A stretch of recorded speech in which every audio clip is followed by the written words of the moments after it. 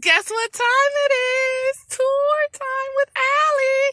So the neighborhood that I am in today is Pullman neighborhood. It is located on the south side of Chicago. It is a very historical neighborhood, and I'm excited to show you guys some of the landmarks, the importance of the neighborhood. And all right, guys, we are in another location today for the tour historical tours with Allie. All right, so today's location, we are currently in the Pullman neighborhood, and I'm going to show you guys the Pullman Porters Museum. It's currently closed, but that's all right. We are at 818 East 104th Street. We have right here the Philip A. Randolph Pullman Porter Museum. This is currently closed, but that's all right. We're going to keep it going. So the Pullman Porters were from 1868 to 1969, and they traveled all across the country. There were over 20,000 Pullman Porters, and they consisted of a bunch of black men only. And so it's a national monument here. And yes, I can't wait to show you more. Here's a photograph of the Pullman Porters. This is the museum. We are currently on 104th in Maryland, right across the street from Butler College Prep. All right, and here is a monument here. Let me show you guys. Oh, that looks great.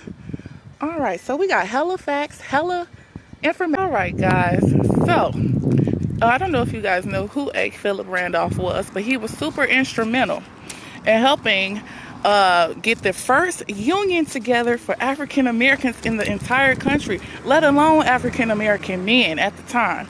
The union was started in 1925, and with the help of A. Philip Randolph, he actually was a New York resident. A few people from the Pullman Porters.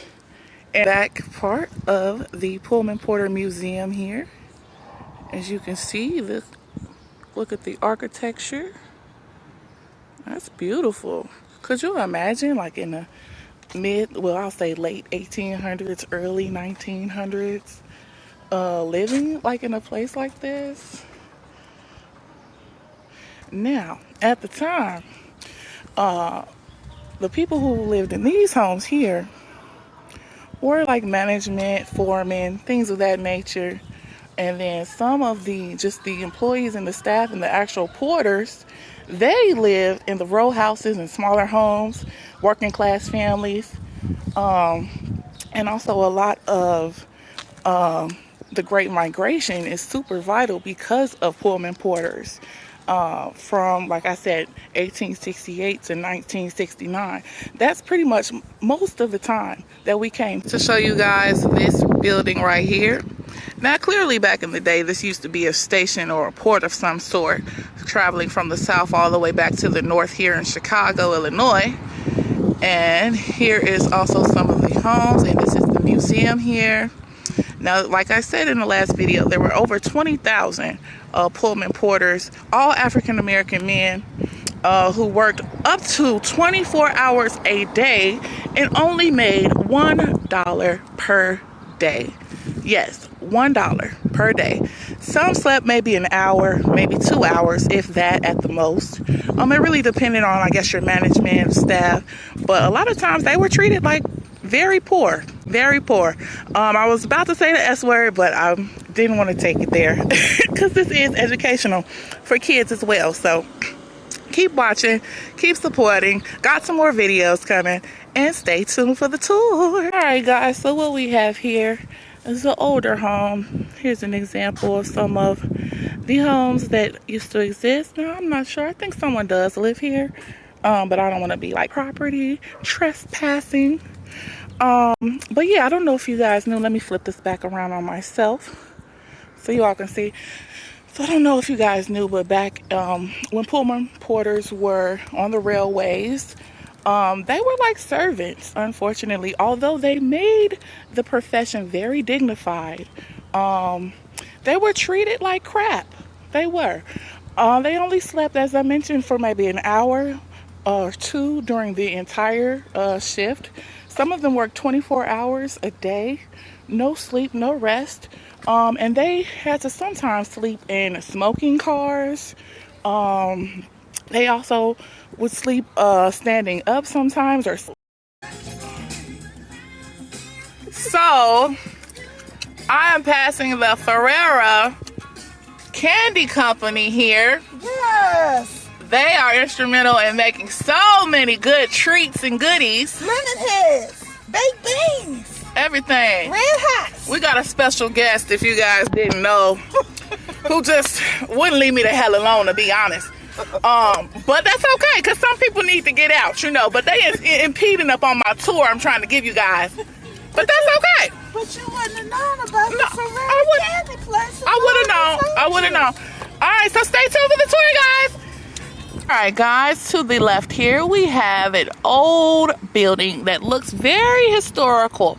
I think it could have been an old fire station or firehouse, as you can see the door there. I would love to buy this property and refurbish it and have maybe a nice little place for upscale African-American people as myself. But yeah, this is a nice building. And look at the bricks, and this has held up the test of time. Look at that. Beautiful. Right now we are at 107th and Cottage Grove. I am showing you guys a little bit more architecture and also going to give you guys a little bit more facts. So I don't know if you all knew, but the Pullman Porters were instrumental in passing out the Chicago Defender and also the Pittsburgh Courier. At the time, they were the ones who were spreading the news. Oh, that's wonderful. A train is passing right now. Isn't that great? Wow. That is the South Shore Freight. And I remember going to the Illinois Railway Museum and also getting on a real Pullman Porter car from the era and from the time. And what was the name of that? I think that was also the South Shore or something. South Shore, yeah. So yeah, they all have their own names for each different. That was the IC, the Illinois Central. Illinois Central Railroad. Very instrumental in bringing up a lot of our. Guys, we are doing our tour. So I am in actually one of the old buildings. Well, actually not in, but I am in front of. Look at this construction, and this is all remodeled, but this is beautiful.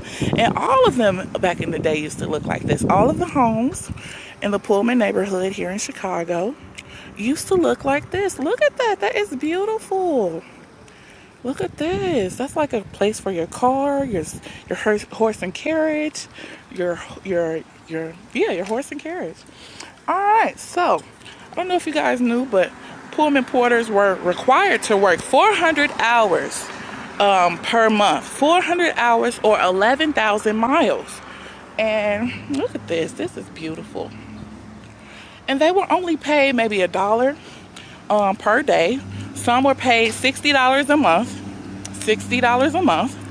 I'm going to say that again. Guys, we are wrapping up our tour. We are more than halfway through. I do have a few more facts for you guys, a few more surprises, but I'm going to flip the camera over so you can see I am passing by this historical, I'll say, neighborhood here.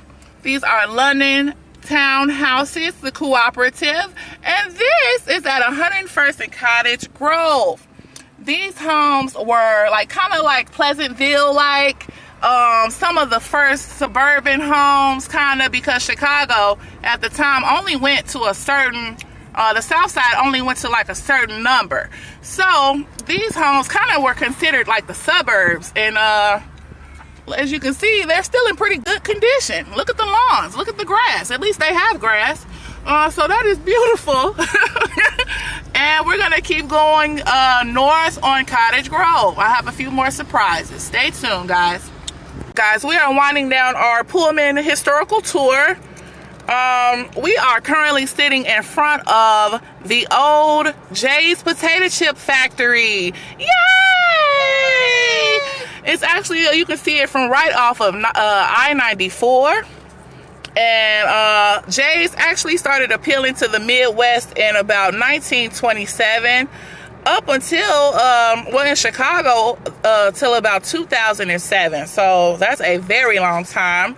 There used to be a sign here right there on that little scaffold there. that said J's, just right in the blue and white lettering. Hey guys, we are continuing our tour. This is one of the last stops. This here is actually used to be called Hotel Florence, and it was named Hotel Florence after George Pullman's daughter. And this hotel actually had 50 rooms, and the style is Victorian style with a gingerbread wraparound porch, which is pretty dope to me if you ask me. And yes, at the time, this was opened November 1st, 1881 by Mr. George Pullman. And as expected, look at this neighborhood, so beautiful. As expected at the time, Pullman Porter workers were not allowed to stay here, let alone enter the building. But yes, I remember actually one of my former principals and teachers, Miss Hawkins, who passed away recently. She would take the scholars here, and this used to be a restaurant at the time. All right, so yeah, we're just in Pullman. See a few homes here. See a few other people. Oh, gentrification is alive. Yeah, on 111th. I did not know white folks lived on 111th in Champaign. Is it Champlain? But yeah, these are some of the nicer homes that are in Pullman. They do have grass. That's nice though. Let's see, you guys. So I'm just getting a few more of the historic parts of the neighborhood here. Hopefully I don't run into nobody. No, I was not. Golly. That's why I do my tours by myself. Okay? Stop talking to me. All right. This building is nice. What this used to be a church. Hello white person. I just wanted to thank you all for watching. Please feel free to tip me. tip. If you can, if you can't, it's all right.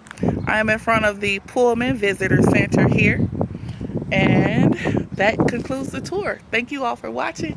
Peace, love, and light. Follow me, Allie K Jokes. Follow me, Socialite Artistry Chicago. Follow me, So Shine Natural Hair. Allie Noble on Facebook. And that's it. Peace.